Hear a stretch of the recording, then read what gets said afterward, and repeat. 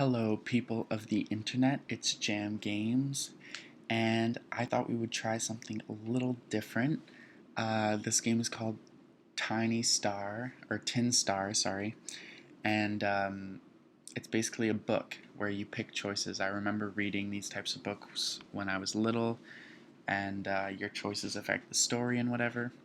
So it's basically going to be me reading this to you guys and um, picking story options, and I don't know if this is going to be terrible.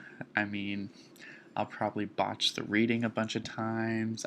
Like, I don't know for you guys, will this be interesting or not? I have no idea. Maybe it'll be like our version of story time or something. I don't know. I just thought it looked interesting and it was on sale, so I wanted to try it out. So here we go. Tin Star by Alan Keyes. Dawn creeps steadily towards the sleepy city of San Francisco. A host of ships lie at anchor with their sails furled as they bob in the bay. You turn from the ocean view as you reach the top of the stairs and find white tufts of woolly sheep drifting up the lush green hills side to the east.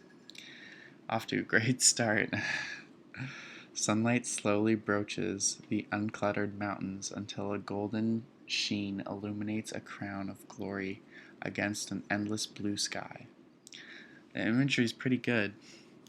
Also, commenting in between reading. I don't know if that's going to be terrible or if you guys want it, if we decide to continue this in the future. Should I just read the story or talk in between? Anyway, it's a big experiment. I'll continue. Down below, the creak of metal-rimmed wheels rises up as the city awakens to a chorus of horses and carts. A hint of rain hangs heavy in the air and promises to wash every corner of the sprawling expanse clean. A fine morning, or it would be, if not for the impatient whisk of Hangman's noose. Ooh, that's not good. Are we about to be hung? That doesn't sound too great. The crime is murder, and the sentence is hanging by the neck until dead.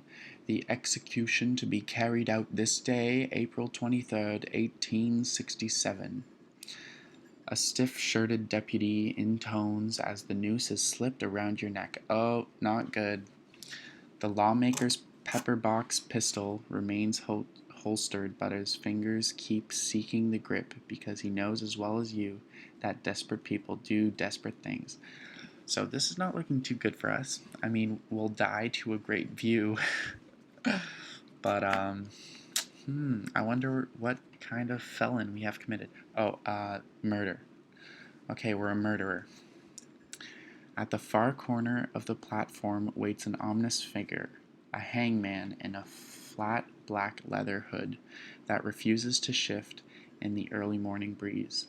His hard eyes are fixed upon you, and his hand stays poised atop a simple lever.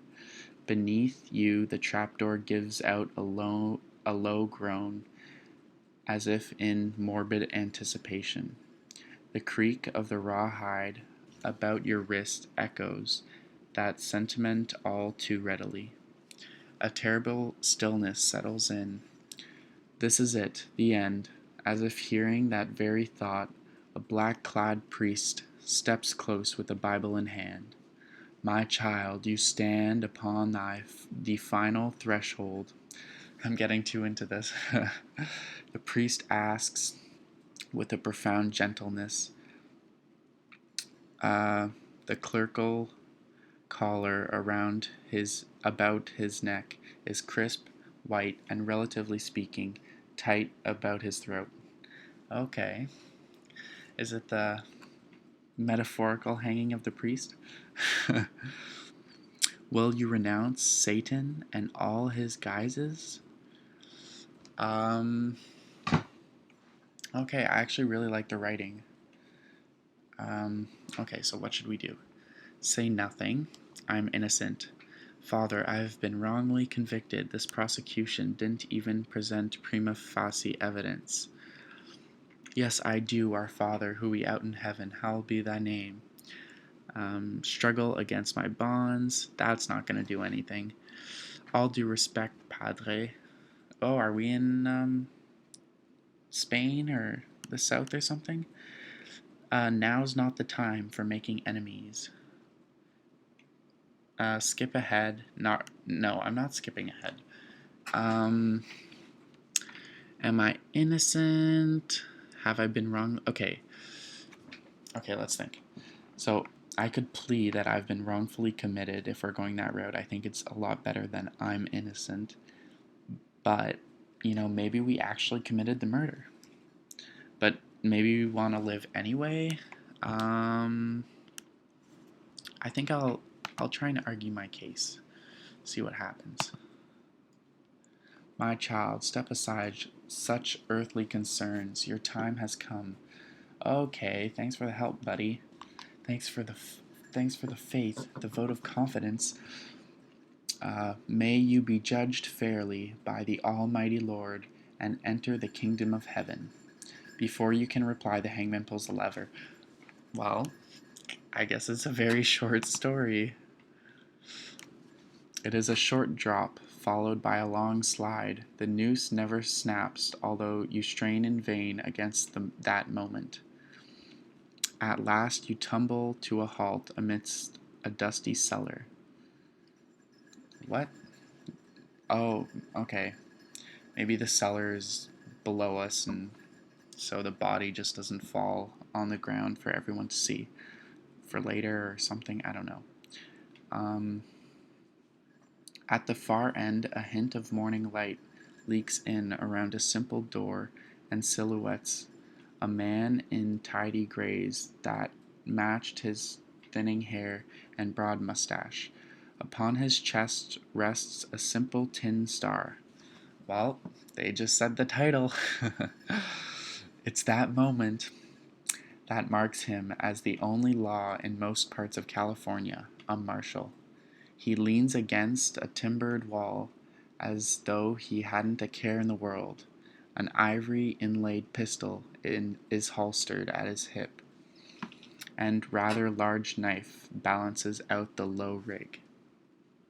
The man idly watches as you lurch to your feet and doesn't raise an eyebrow when you pull the noose off.